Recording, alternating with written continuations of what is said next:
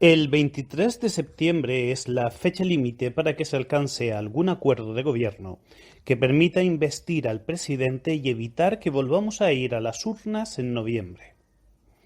Esta situación caótica, por la que vivimos sin gobierno o con gobiernos muy inestables, ya no es nueva. Desde que pasamos del bipartidismo imperfecto al multipartidismo, es la tónica.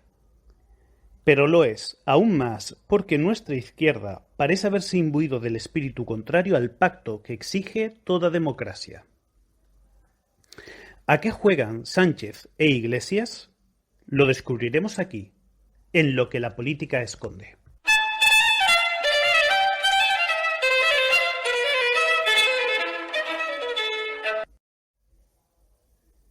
La relación entre Sánchez e Iglesias, o entre el PSOE y Unidas Podemos y todas sus confluencias, es una relación complicada.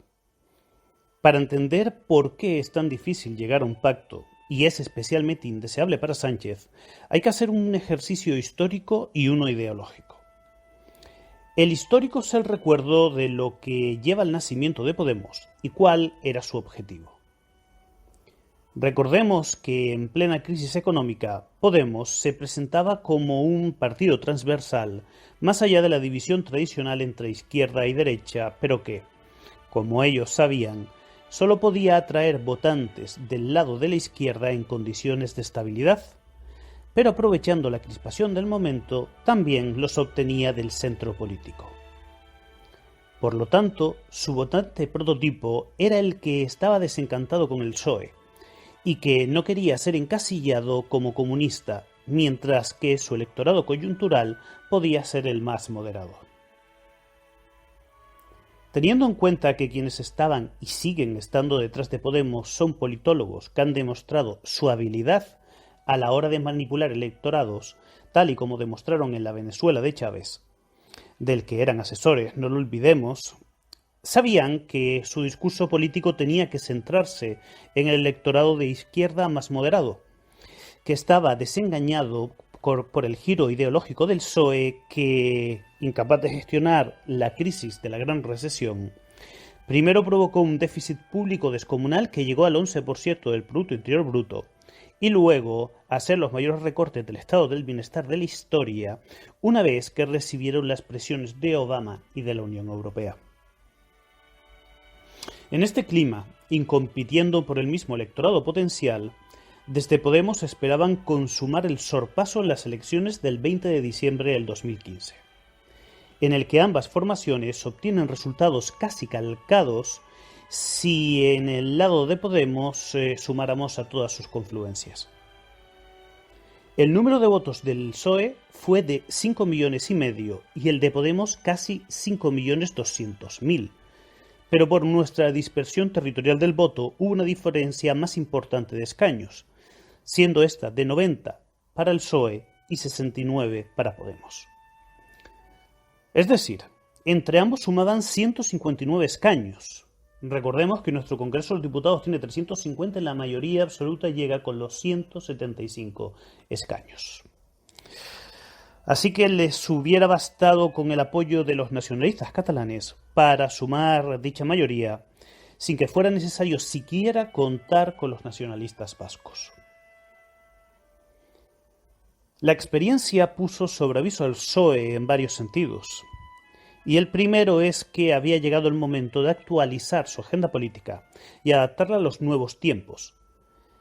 Del mismo modo que se amagaba con tomar drásticas medidas económicas una vez que llegaran de nuevo al poder. Es decir, el PSOE copiaba la estrategia de ascenso de Podemos a sabiendas que el pasado comunista y chavista de los dirigentes de este partido los iba a desgastar, y el voto que había migrado hacia la formación morada volvería de vuelta una vez que la situación se calmara un poco. A donde quiero ir con este desarrollo es a que el PSOE adoptó una línea ideológica con fines electorales, pero nunca hubo un compromiso firme de materializarlas en la práctica. Habrían excepciones allá donde el coste fuera bajo, como pudo ser la subida del salario mínimo interprofesional, que de facto era inferior a los 900 euros al mes tan solo para el 5% de los trabajadores, por lo que su coste en políticas reales era nimio, pero a nivel electoral se les iba a poder sacar mucho partido. Pero nunca ha estado en la agenda real del PSOE aplicar políticas de desarrollo del discurso ideológico que habían copiado. Por eso, porque el rol de Unidas Podemos es para ellos el de su rival, no iban a permitir, así por las buenas, que se formara gobiernos de coalición entre ellos. Y eso independientemente de que Podemos tuviera 69 o 42 escaños. En el marketing de las ciencias políticas se le suele llamar criterio de diferenciación a esta estrategia. Y bajo su premisa era mucho más recomendable para Sánchez pactar con Ciudadanos que con Unidas Podemos.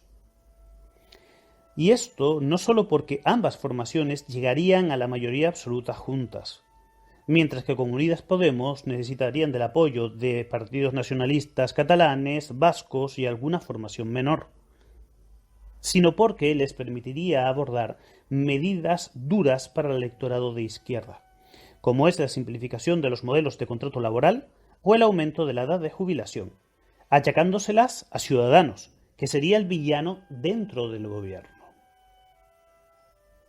Sánchez supo leer bien este escenario y es consciente de que de volver a repetirse las elecciones hay dos factores que juegan a su favor.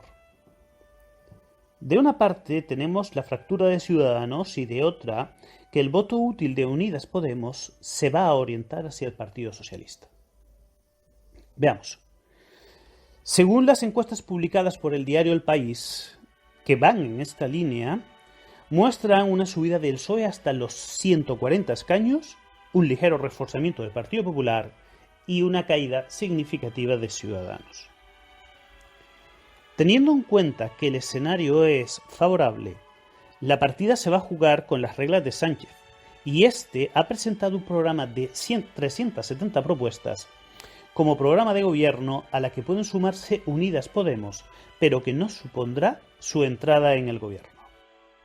Si el contenido de este programa no hubiera partido del PSOE, sino de Unidas Podemos, no nos hubiera sorprendido nada. Este texto está dividido en 6 bloques.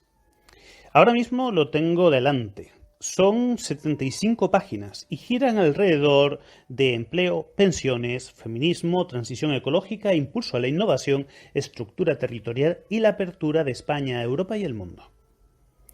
Como vemos, no hay ni una sola mención a facilitar y estimular la creación de empresas, racionalizar el gasto o imponer vías de disciplina fiscal que no vendrían nada mal a España.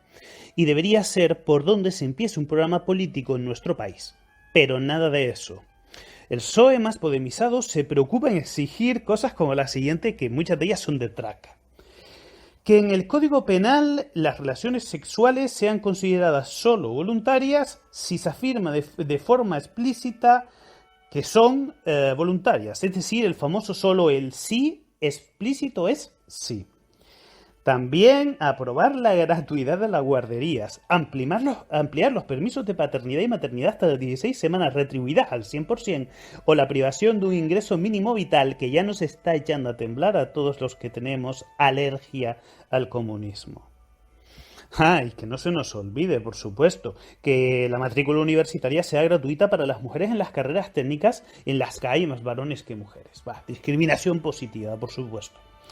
Todos estos disparates son, con pequeñas variaciones, lo que lleva proponiendo Unidas Podemos desde hace años.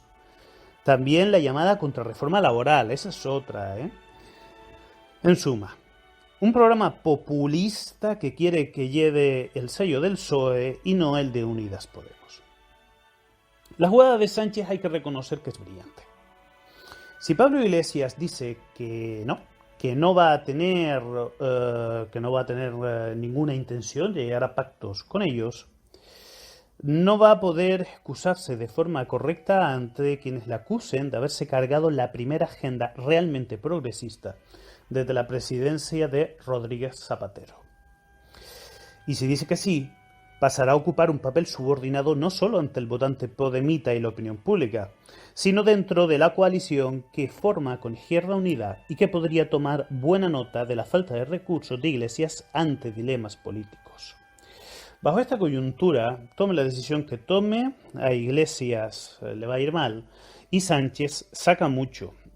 España, por contra, va a salir perjudicada, sea la que sea. Como conclusión, lo que debemos entender es que estamos jugando a un juego político. En teoría de juegos, que es uno de los desarrollos más interesantes de las matemáticas y que aplicados a las ciencias políticas nos puede ayudar a entender situaciones como estas, se puede ver fácilmente que a Pedro Sánchez no le interesa de ningún modo llegar a un acuerdo con Podemos. Ahora mismo los distintos analistas están barajando que existen 3 escenarios posibles. El primero de ellos es que a Sánchez no le interese pactar, que es el que yo creo que es el más correcto. El segundo, que sea a Unidas Podemos a quien no le interese pactar. Y un último, que lo que contempla es que estemos andando en un camino jugando con los tiempos electorales para llegar a los últimos días antes de que se obligue a convocar las nuevas elecciones y que estos actúen como elemento de fuerza para que Unidas Podemos se tenga que plegar lo que quiere Sánchez. Esta última yo la descartaría ya desde el principio, porque Sánchez sabemos, además lo ha dicho explícitamente, que no quiere una sumisión de Podemos gratuita. Él pretende que efectivamente Podemos sea sumiso, o sea, no quiere en realidad pactos, pero que lo sea a su manera, es decir, diciéndole a todo Unidas Podemos que sí, que les parece todo muy bien y que van a apoyar su investidura. ¿Por qué hace esto Pedro Sánchez? Bueno, tengamos en cuenta que una vez investido no se acaba el problema, empieza el verdadero problema. Recordemos que las elecciones generales tuvieron que ser convocadas porque no se consiguieron sacar adelante los presupuestos generales del Estado, lo que quiere decir que el primer gran desafío que tendrá un nuevo gobierno será sacarlos adelante, y para eso necesita el apoyo de Podemos. De nada le sirve la investidura si cuando lleguen a la aprobación de los presupuestos generales del Estado no van a tener el apoyo de Podemos.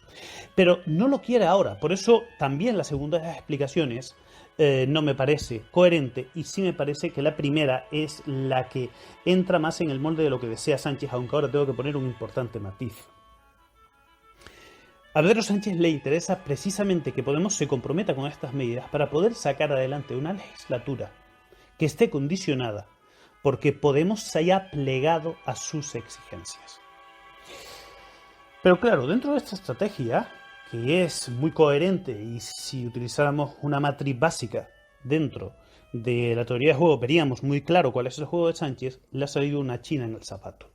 Y la china en el zapato se llama Gabriel Rufián, que de forma sorprendente ha dicho de que no será precisamente su partido el que vaya a poner las dificultades para que se forme un gobierno y evitar que vayamos a nuevas elecciones y la derecha pueda entrar en el poder en España. Ese giro ha sido increíble, o sea, dar un apoyo prácticamente gratis no lo imaginaba nadie. Y ahora, si antes le podía costar muy caro a Iglesias el negarse a que Sánchez formara gobierno teniendo en cuenta esta agenda progresista, ahora la pelota ha pasado al terreno de Sánchez. Si Sánchez no acepta que Pablo Iglesias se plegue a sus condiciones, y además continúa con esta estrategia de mayor presión en dirección hacia unas elecciones, se puede encontrar con que los posibles pactos de futuro, donde se les cierren y se les pongan más complicados, es con los nacionalistas. Y sabemos que en el actual panorama español, los nacionalistas para la izquierda van a ser tan necesarios como que vuelva el sentido común al electorado y podamos ver que son gobiernos de otro tipo de signo político los que vuelvan a las instituciones. Recuerde que puede ampliar esta información en nuestro blog, Lo que la política esconde, blogspot.com, y puedes contactar con nosotros en nuestra página de Facebook, Instagram y nuestro correo electrónico loquelapoliticaesconde@gmail.com.